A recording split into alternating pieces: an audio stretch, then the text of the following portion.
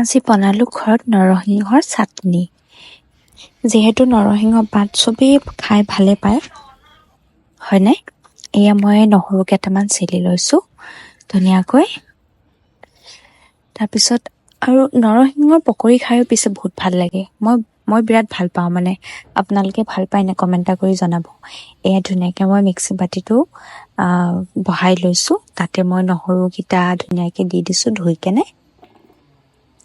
তাৰপিছত লগতে আৰু এইফালে আমাৰ ভোট জলকীয়া অকণমান আছিলে, সেইটোও দি দিছোঁ। লগতে কেঁচা জলকীয়া অকণো দি দিছোঁ।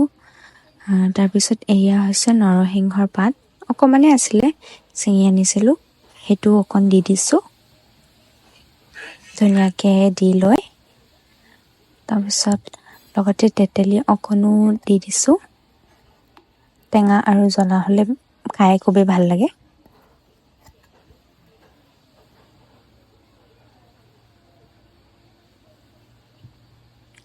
তাৰ লগতে আকৌ সোৱাদ অনুযায়ী নিমখ অকণমান দিম।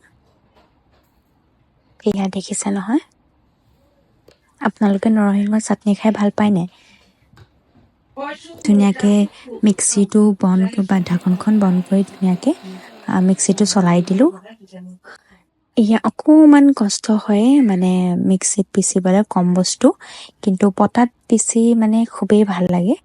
এয়া ধুনীয়াকৈ মই বাতিত ওলোৱাই লৈছোঁ, দেখিছে নহয়। আৰু কেনেকুৱা লাগিলে কমেণ্ট এটা কৰি জনাব।